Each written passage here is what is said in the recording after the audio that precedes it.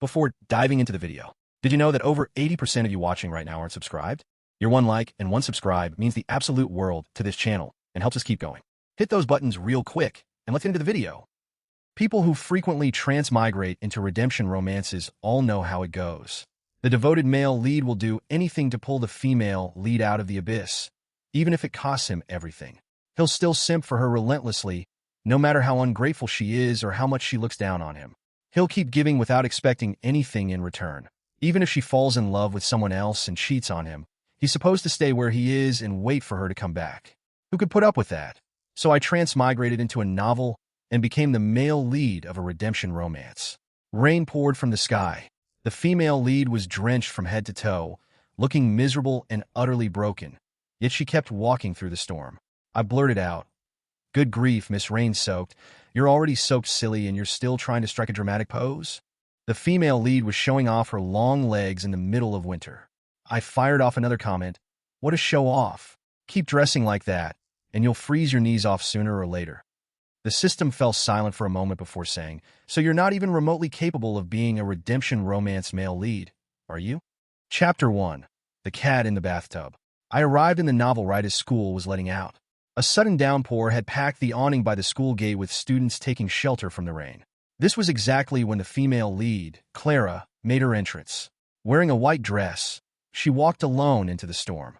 Maybe with some emotional background music in a TV drama, I'd find it tragically beautiful. But in real life, the rain had soaked through her dress, leaving it wrinkled and plastered to her body. Her jet black hair had been drenched into a tangled mess hanging over her shoulders. Clara looked like she'd shrunk by an entire size. She was so silly, still trying to strike a dramatic pose like a long-haired cat that had been tossed into a bathtub. The thought made me laugh out loud. My mouth moved faster than my brain. Well, Miss Rain-Soaked, you're already soaked stupid and you're still standing there posing."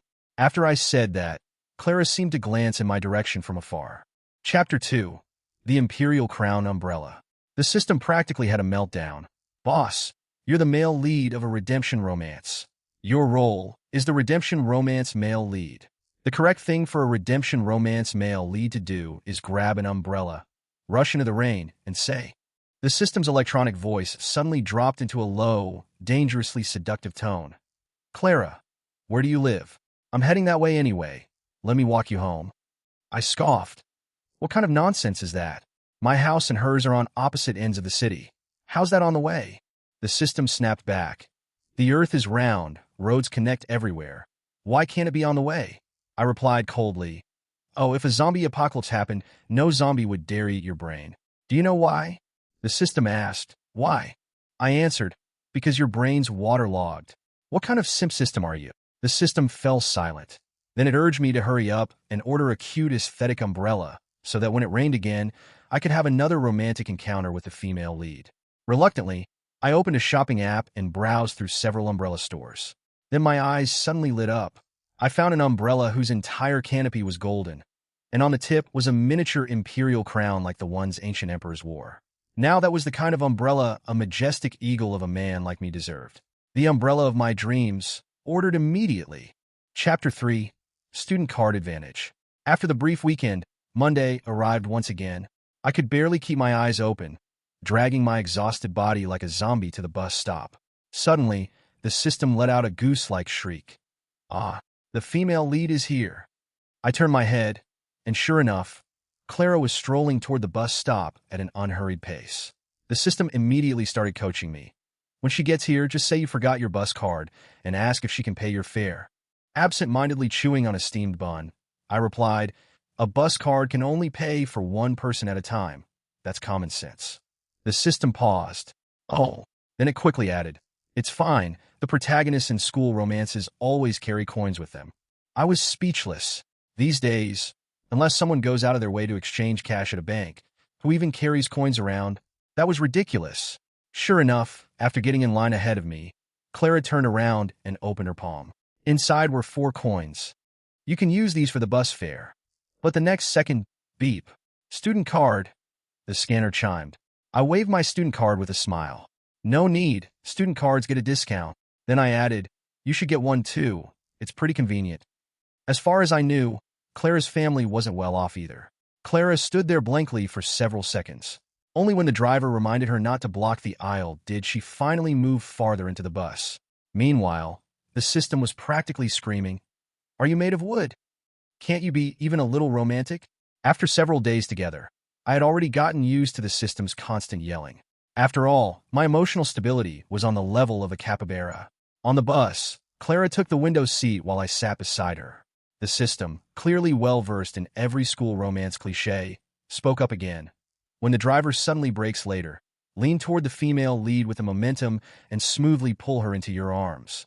Unfortunately for the system, the driver spent the entire trip driving smoothly and efficiently, giving it absolutely no opportunity to work with.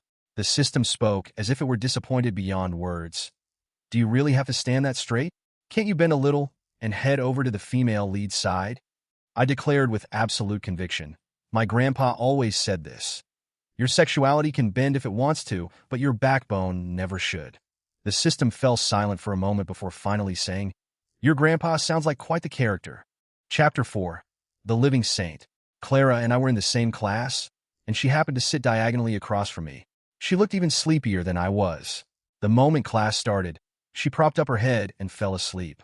She never listened in class, never did her homework, yet still ranked first in the entire grade every single time. Damn it. Now I was even more annoyed. I studied so hard, I practically wore my textbooks out just to stay somewhere around the middle of the class rankings. The system seemed to sense my mood and immediately warned me. Hey. The male lead in a redemption story is allowed to have a secret crush. He's not allowed to plan an assassination. Just then, Julian, the wealthy, rich kid villain dressed in a tailored suit and polished leather shoes, his hair slicked back to perfection, walked over. Lifting his chin slightly, he said, "Hey, if you're free this weekend, come to my birthday party." After speaking, he placed an invitation on both my desk and Clara's. The system quietly added from the sidelines, "This is Julian, the villain. His entire purpose is to speed up the development of your relationship with the female lead. At the birthday party, he'll start causing trouble. After that, he'll keep targeting and humiliating you. But don't worry, the female lead will always stand by your side." I twitched at the corner of my mouth. Clara and I peacefully ignored each other for an entire week. It wasn't until the weekend that we met again at Julian's birthday party. The party was being held at a 5-star hotel. During dinner, the students from our class had a private banquet room to themselves. The giant rotating table was packed with expensive dishes that had absolutely no business appearing at a gathering of high school students. Everyone chatted about school gossip while eating. As for me, I focused entirely on stuffing my face. After eating my fill, I found myself feeling less annoyed by Clara too. By the end of the meal, quite a few dishes were still barely touched. Today, Julian was wearing a 3-piece suit in an old money style, with a luxury watch worth hundreds of thousands resting on his wrist. Despite his young age, the outfit didn't look out of place on him at all. Every gesture and movement carried the aura of a CEO who had somehow wandered into a teenager's body. Looking at me, Julian smiled. "Leo, if I remember correctly, you've never had hairy crab before, right?" He pointed toward the dishes. "Why don't you pack up the leftovers and take them home?" The moment those words left his mouth, the private room fell silent. Clara frowned, biting her lip. "Julian, that's too much." As the person involved, I was completely confused. "No, seriously, how is that too much?" Everyone else stared at the table or into space, anywhere except at me. Finally, I pointed toward the corner of the table where more than half a bottle of orange juice remained. Looking at Julian hopefully, I asked, "Young Master Julian, can I take that half bottle of orange juice home too?" Julian completely ignored Clara, turning to me and replying, "Sure. I'll have someone give you 2 unopened cases later." Clara couldn't sit still anymore. She stood up, stormed toward the door of the private room, and slammed it on her way out. When the party ended, Julian told me to wait for him outside the hotel. 5 minutes later, he came out. Behind him followed 2 hotel staff members. One was carrying 2 cases of orange juice, while the other was carrying a large red lacquered food box with 4 stacked tiers that looked like something reserved exclusively for VIP guests. Julian said, "Take all of this home. If you ever want more food, just come find me." I was stunned. Guys, I'm just saying, I think I just met a living saint. Chapter 5. Subtweets and hairy crabs. There was too much stuff for me to carry by myself. So Julian called his family's driver and had him drive me home. Since all the food and drinks were piled up in the back seat, I ended up sitting in the front passenger seat. The system, which had been silent the entire evening, finally couldn't hold it in anymore. So you're really not cut out to be the male lead of a redemption story, huh? You are honestly the worst male lead I've ever had. What kind of male lead sees a giant pork knuckle and goes to town on it without a second thought?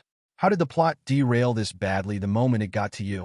Using my thoughts, I replied weakly, didn't you say Julian was the big villain who was supposed to make my life difficult? How come he never did anything? The system fell silent for a moment. Then it said, has it ever occurred to you that maybe he already did? I looked confused. You mean his way of making my life difficult was letting me take home hairy crabs, giving me orange juice and food, and then having his driver take me home? The system had no response. I sighed emotionally. He's actually a pretty nice guy. The system's inner thoughts were speechless. Apparently, I'd annoyed it enough that it went right back to playing dead. With nobody to talk to, I pulled out my phone and started scrolling through social media. The very first thing I saw was a link Clara had shared. She wrote 3 posts. Poverty is a valuable asset on the road to personal growth. The love of money never ends well. A person may be poor but should never lose ambition. A good man belongs to the world, and a little hunger helps keep the mind clear. Well, damn, she was practically subtweeting me at this point. So naturally, I fired back comments under each post. Under the first post, I commented, really? I don't buy it. Under the second, I commented, so how does it end? Under the third, I commented, fun fact, people die if they don't eat. A man chasing distant dreams might just starve to death somewhere far from home. 1 minute later, Clara blocked me. But come on, I couldn't exactly stop eating hairy crabs just to protect her pride. Chapter 6, Dual Action Treatment. We happened to arrive at my apartment complex soon afterward. The driver pulled up downstairs, and I unbuckled my seatbelt and got out. Ever since autumn arrived, the evening seemed to get dark especially quickly. By the time I stepped out of the car, the streetlights were already glowing brightly. 2 cases of orange juice sat on the seat beside the door I had opened. I rolled up my sleeves and was about to carry one of them out when I noticed snacks scattered all over the floor beneath the seat. Those had been part of the haul Julian told me to take home as well. I swung my backpack around to my chest, unzipped it, and started stuffing the snacks inside one by one. Then my hand touched something soft. I leaned my head farther into the car, and at the same moment, the other person turned toward me. Our faces ended up only inches apart. I froze instantly. Vivian's skin carried a fragile, almost unhealthy paleness. Her eyelashes were extraordinarily long. A faint blush lingered at the corners of her eyes, and even the beauty mark beneath her eyes seemed to glow softly in the dim light. She had that kind of beauty that was breathtaking yet unreal. The exact sort of person who felt destined to become the tragic lover who dies young in a novel. Does it feel nice? Vivian asked. I paused. Only then did I realize that one of the snack bags was wedged between the red lacquered food box and her leg.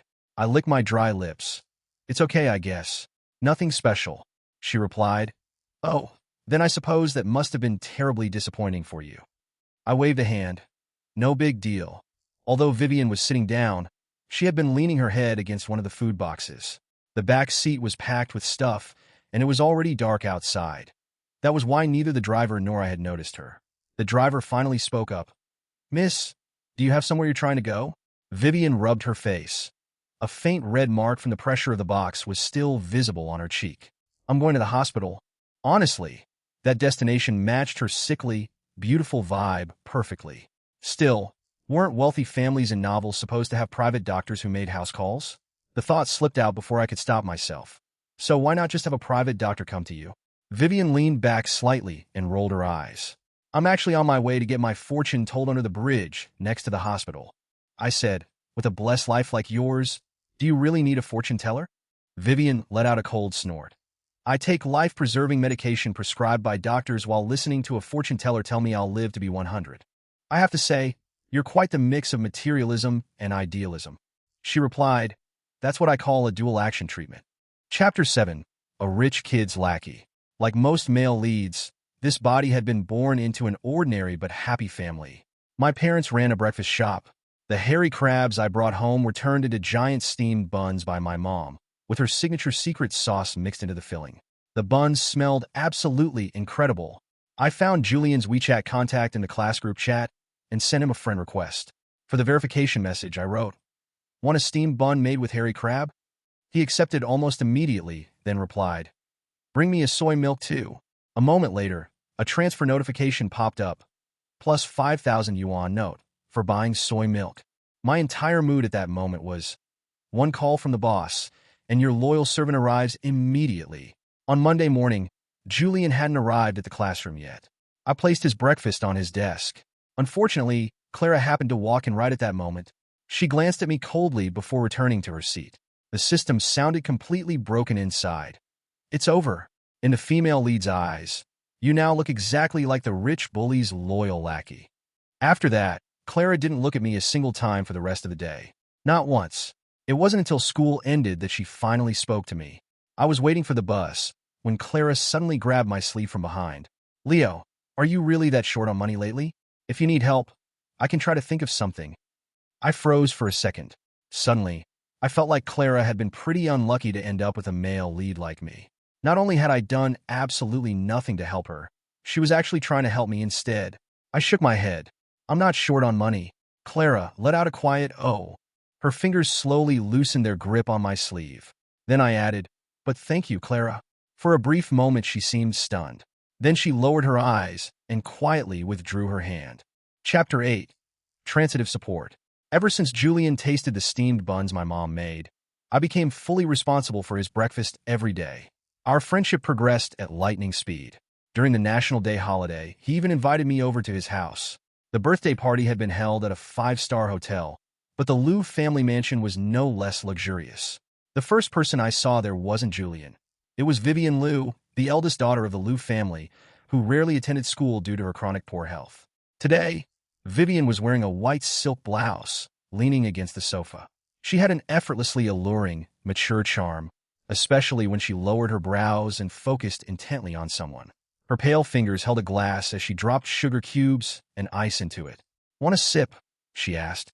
I thought it was an iced Americano, but when I leaned closer, I caught the unmistakable smell of herbal medicine. I stared at it in disbelief. An iced traditional Chinese medicine? For some reason, that comment completely broke Vivian. She burst out laughing, a genuine, uncontrollable laugh. Then she said, "It feels like trying to keep warm in a crematorium." I was speechless. Vivian gulped down several mouthfuls of the drink. After wiping her lips, she suddenly asked, "By the way, do you know why Julian likes hanging out with you?" The moment she spoke, I sensed trouble. My guard immediately went up.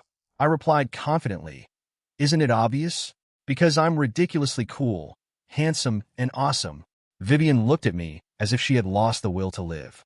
"Your skin is almost as thick as a castle wall." Then she said, "Julian has raised succulents, cacti, turtles, and every other low-maintenance living thing imaginable. From plants to animals, he somehow managed to kill all of them. You're the only thing that's still stubbornly alive." What the hell? What kind of thing is that to say? Was she cursing me? Vivian's expression relaxed. She blinked at me and said, "So Julian is only pretending to play with you, but you can genuinely play with me." Then she added, "Besides, Julian recently had his allowance cut off, so he has to borrow money from me, which means I'm supporting him. He's supporting you, therefore, by the transitive property, you're technically being supported by me too." I was speechless again. Vivian was a very strange person. She somehow gave off the feeling of someone crawling through the darkness while enthusiastically leading a morning exercise routine at the same time. Chapter 9. Eggy Party Chaos. Julian is still asleep. If you go wake him up now, you'll probably die a horrible death. The moment I heard that, I obediently sat down on the sofa next to Vivian. "Why don't you ask why?" Vivian looked at me curiously. I replied, "What's wrong with a rich young master having a little young master attitude?" Resting her chin on one hand, Vivian leaned closer and said, "Julian got dumped by his crush yesterday. Don't you want to know the details?" Got it. A love-struck rich kid suffering from unrequited love. How had this suddenly turned into a teenage heartbreak novel? And why was Vivian such a chatterbox? I forcefully changed the subject. "How about I teach you some games instead?" "Sure." 5 minutes later, the two of us were sitting in Julian's gaming room. The sound of Eggy Party echoed nonstop. Originally, I had planned to introduce her to a MOBA or a shooter. Instead, she wanted to play Eggy Party. The most ridiculous part was that her pink, naked egg character had the username, Blossom Kindergarten Baby Lou. The corner of my mouth twitched. Then I created my own name, Prosperity Preschool Big Wong. Vivian invited me into ranked mode. After 3 straight 8th place finishes, Vivian came to a conclusion. The problem is that we're wearing the wrong skins, and we should probably help each other more. We immediately queued again. In the next match, we were just about to reach the finish line. I grabbed Vivian's little pink egg and charged forward. The result? Both of us got smacked by a giant rotating hammer and launched off the map instantly back to the checkpoint. This time, Vivian found a grappling hook. She threw it in a beautiful arc, then grabbed me as we soared forward together. Unfortunately, her aim was crooked. The two of us were flung straight off the platform again. The next second, giant words appeared on the screen, eliminated. Someone nearby had voice chat turned on. A burst of laughter exploded through the speakers. One player said, "Haha, your intentions were good, but honestly, maybe don't act on them." Another added, "If you two spent less time helping each other, you'd have reached the finish line ages ago." A third person laughed so hard they could barely speak. "Please stop using your pig brains like this. I have much better uses for them." Haha. Chapter 10, 8 Security Cameras. To cheer up Julian after getting dumped by his crush, I bought him a dartboard and suggested he stick her photo on it to vent his frustration. Lately, Clara seemed to be getting very close to a guy from Class 8. Honestly, he looked way more like the male lead of a redemption story than I did. When Clara injured her leg, he even rode her home on his bicycle. I couldn't help but sigh. School uniforms, bicycles, a high ponytail. Now that feels like a proper school romance. The system suddenly popped up again and said helplessly, "Have you ever considered why the female lead always happens to pass by in front of you? She's trying to make you jealous." Once again, I was slow to catch on. The male lead and female lead's plot armor really is powerful.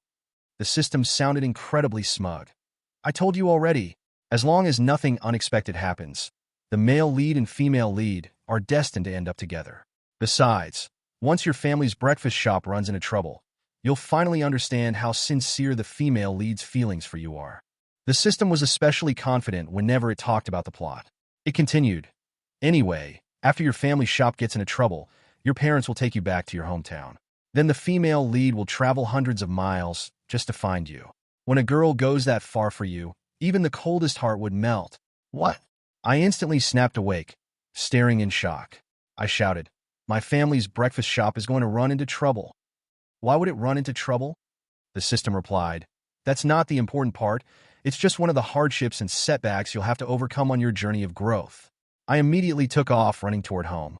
While running, I yelled, "Sorry, but I'd much rather have a smooth life and a mountain of money. If being the protagonist costs that much, then I quit.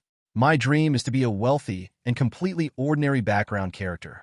On the way home, I searched online for news about accidents involving breakfast shops while mentally reviewing every school romance cliché I could think of. After getting home, I discussed everything with my parents. Together, we installed 8 security cameras throughout the entire shop. We hired technicians to inspect all the equipment and electrical wiring, replacing anything old or potentially unsafe. We bought new fire extinguishers. We also became much stricter about inspecting every ingredient we purchased. Only after doing all that did I feel slightly relieved. But in the end, something still happened. Thankfully, it was also thanks to those cameras that we caught it in time. During the break after second period one afternoon, I suddenly felt an overwhelming sense of dread. Without knowing why, I opened the surveillance feed on my phone. What I saw nearly stopped my heart. My mother was lying unconscious on the kitchen floor with white foam around her mouth. I practically sprinted out of the classroom. While running, I called an ambulance, and at the same time I phoned my father. The rideshare I ordered took forever to arrive. Then a car suddenly pulled up in front of me. The rear window rolled down, and Vivian's familiar face appeared. "What are you standing around for? Get in." Vivian had heard from Julian that I'd rushed out of school, so she immediately called her driver. By the time we arrived, the ambulance had already taken my mother to the hospital, so we headed straight there. My father was already waiting. The moment he saw me, he quickly reassured me, "Don't worry, it was mushroom poisoning. She's fine now. Good thing we installed those cameras." Chapter 11, Defying Destiny. My mom still needed to stay in the hospital overnight for observation, and my dad stayed there with her. Since I had classes the next day, they told me to go home and get some rest. When I walked out of the hospital, the car was still waiting by the curb. The window was rolled down. Vivian sat inside with earphones on, listening to music. The glow from the streetlights illuminated her profile, making her look almost unreal. When she saw me, she tilted her head slightly and smiled. For a split second, my heart skipped a beat. Oh, that's what a crush feels like. After I got into the car, Vivian stared at me for a long time. Confused, I asked, "What? Why are you looking at me like that? Do I have something on my face?" Instead of answering normally, she said, "I'm checking to see if you're about to have a tough guy crying session." I was speechless. Then she added, "Come on, crying doesn't make you any less of a man." I gritted my teeth. Damn Lou. The next second, I pulled her into a hug. Then I sighed. "If only you didn't have a mouth." Vivian froze. After a brief pause, she slowly hugged me back. In a soft voice, she said, "It's okay. Your mom is going to be fine. The doctor already said so." I murmured quietly, "Vivian, please be okay in this world." I swallowed the rest of the sentence before it could leave my mouth. How should I put it? It felt way too sentimental, like I was suddenly the male lead in some tragic coming-of-age romance. Up until now, I had never truly felt like I belonged in this world. Part of me had always considered it fictional, something unreal. But today, for the first time, I genuinely realized that the people here could get sick, they could grow old, they could die. And suddenly, I found myself hoping that Vivian could live a long, happy life. Not as some supporting character whose sole purpose was to make the heroine shine, but just as herself. That night, after washing up and lying in bed, I found myself unable to sleep, so I forcibly dragged the system out for a conversation. In this world, Julian Liu is the main villain. Does that make Vivian the evil rich heiress? The system replied, "They're the villain's siblings. Julian humiliates and provokes you, and Vivian is supposed to scheme against the female lead. Once the story moves beyond the school arc, they'll become the biggest obstacles standing in the protagonist's path to success." I knew that was how stories like this usually worked. Even so, I couldn't help arguing. I'm not denying that hardworking people can build successful careers from nothing, but the Liu family has centuries of wealth and influence behind them. The odds of them losing to the protagonist seem ridiculously low. The system sounded like a teacher who had spent years teaching obedient students, only to have one suddenly point out a flaw in the textbook. After a moment, it came up with a convenient explanation. The male and female lead's destiny controls this world. Those outcomes can't be changed. Can't be changed? I wasn't convinced. Everyone here felt so alive.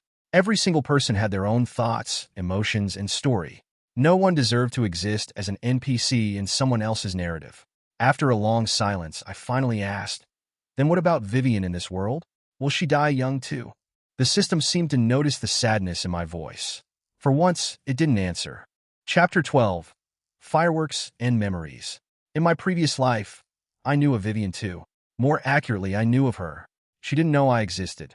I grew up in an orphanage. Every holiday season, kind-hearted donors from all walks of life would send gifts to the children there.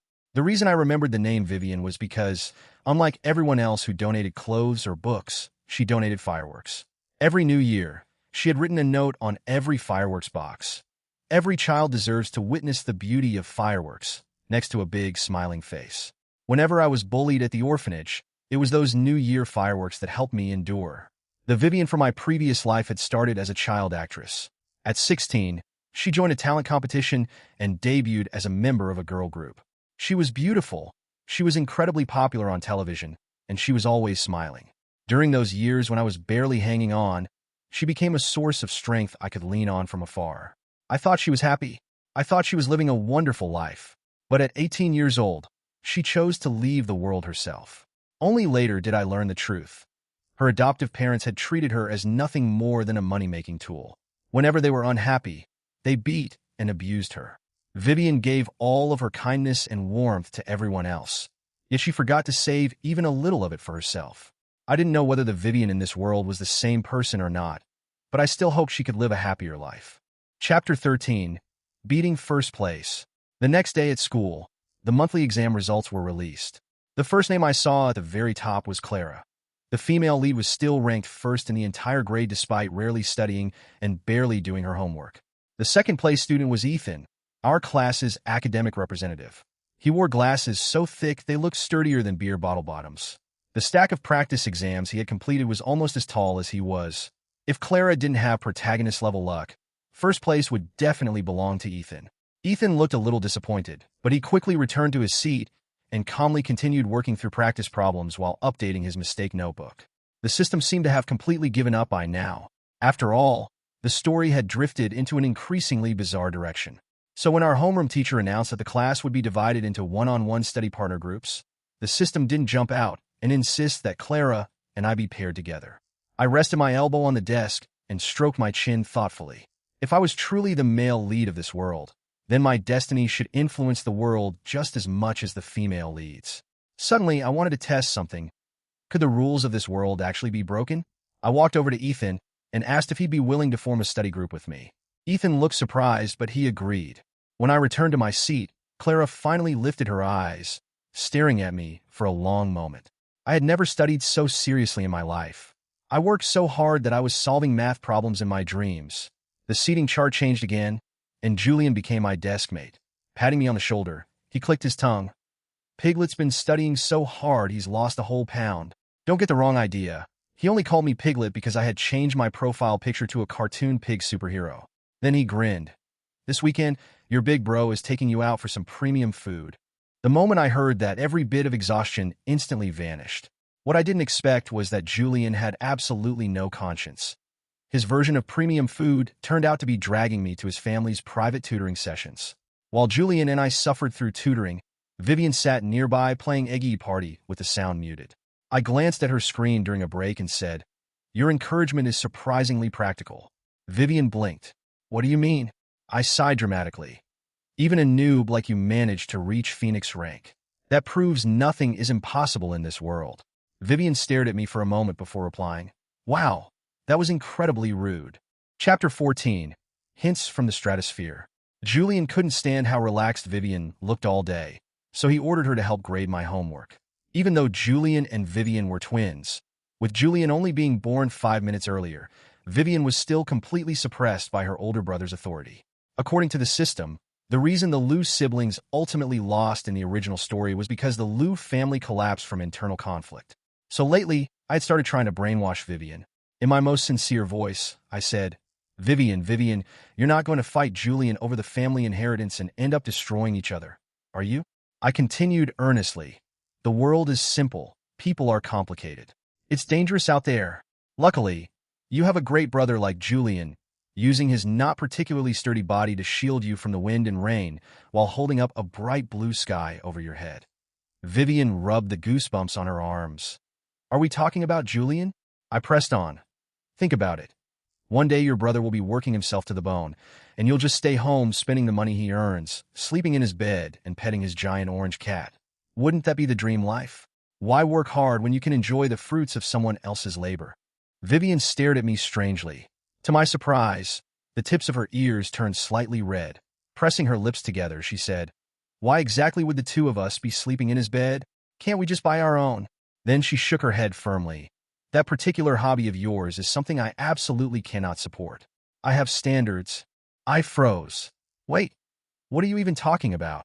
The system, which had been missing for days, suddenly appeared.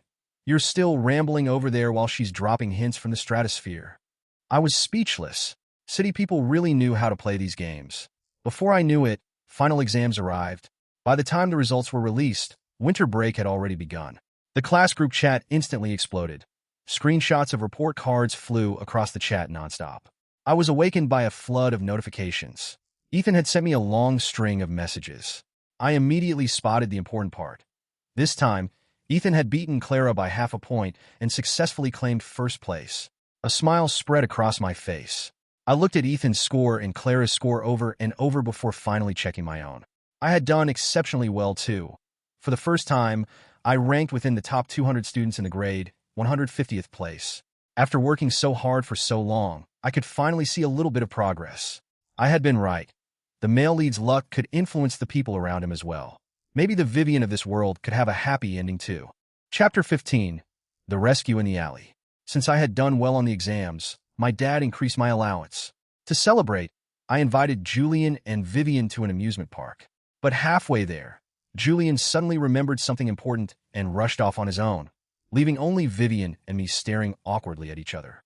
Just as our car was about to leave, a little boy suddenly came running over with tears in his eyes. He grabbed my sleeve. Big brother, please save Sister Clara." Vivian and I immediately followed the child toward a nearby alley. Before we even reached it, we heard an angry man's voice. "Second place? I work my ass off to pay for your education, and you come home with second place. What distracted you? Did that woman contact you again? As Vivian and I rushed closer, we finally saw the scene clearly. Clara was curled up against a wall, wearing a thin dress, her face covered in bruises and blood staining the corner of her mouth. The exposed skin around her ankles was covered in belt marks. Each breath she took seemed painful, but the man still wasn't finished. Grabbing her by the hair, he slammed her head against the wall, shouting, "You think staying silent will make me let this go?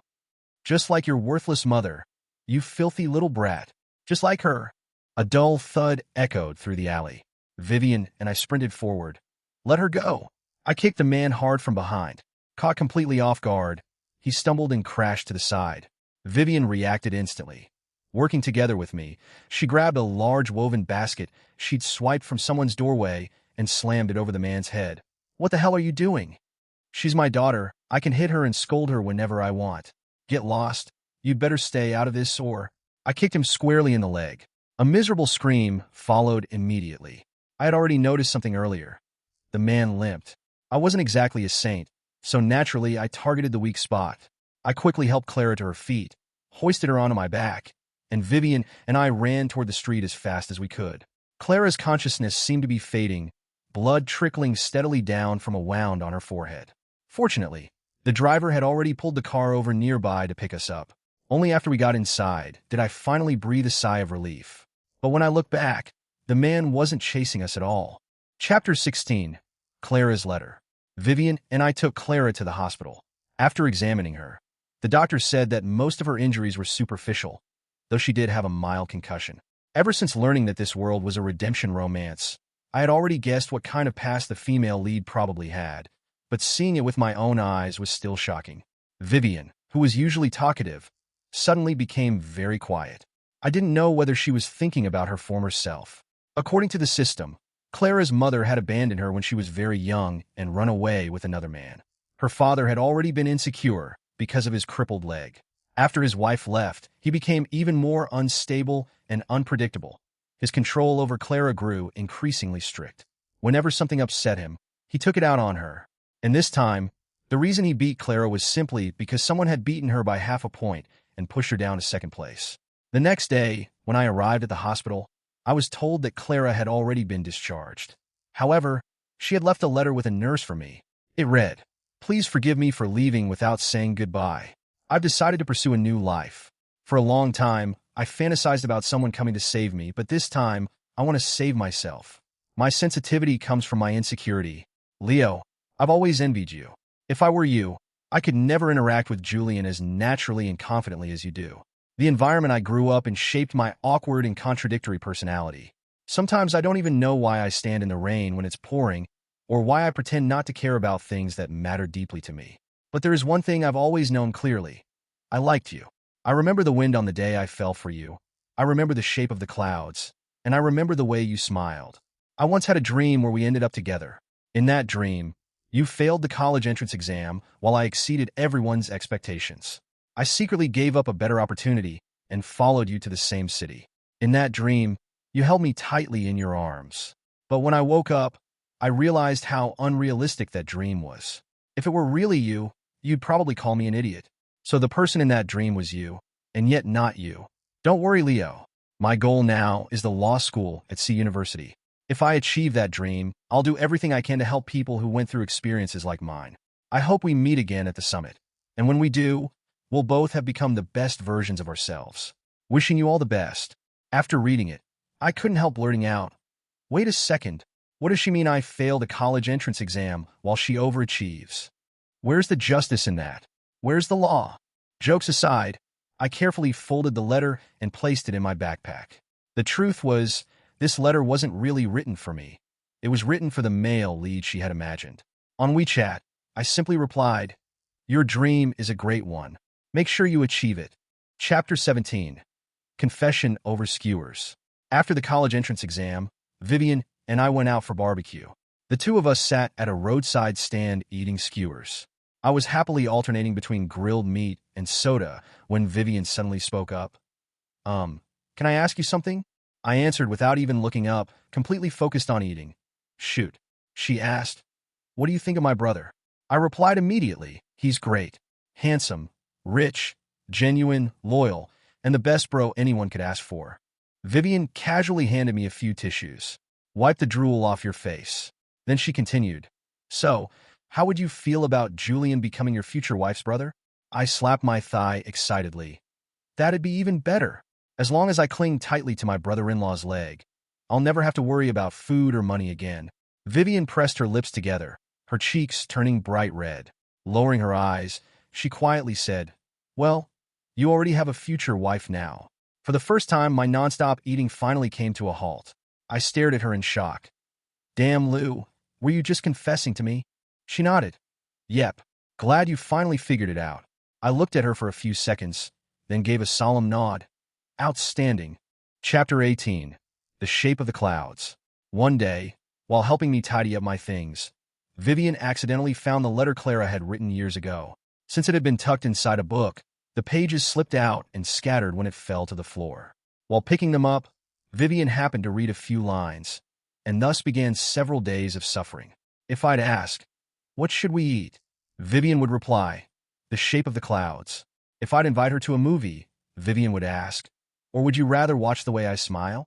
If I'd mention going hiking, Vivian would immediately say, Trying to meet at the summit, are we? I was speechless. She just wouldn't let it go. So eventually I gave up and called Julian instead. Julian and I ended up at a foot massage parlor. After finishing our massage, we were picking a movie to watch when my phone suddenly rang. It was Vivian. The moment I answered, I could tell she sounded drunk. Hello, police? My husband won't comfort me anymore. He doesn't love me. Since I couldn't see her, my imagination immediately got to work. I pictured Vivian's stunning face flushed red from alcohol, staring straight at me with those beautiful eyes. It was embarrassingly effective. I quietly slipped away with my phone and hid in the restroom to talk to her. Half an hour later, Julian shouted from outside, Keep your evil laughter down. I refuse to become a supporting character in whatever weird romance game you two are playing. In the end, Vivian and I made up almost immediately. After all, she was far too good at using her beauty as a weapon.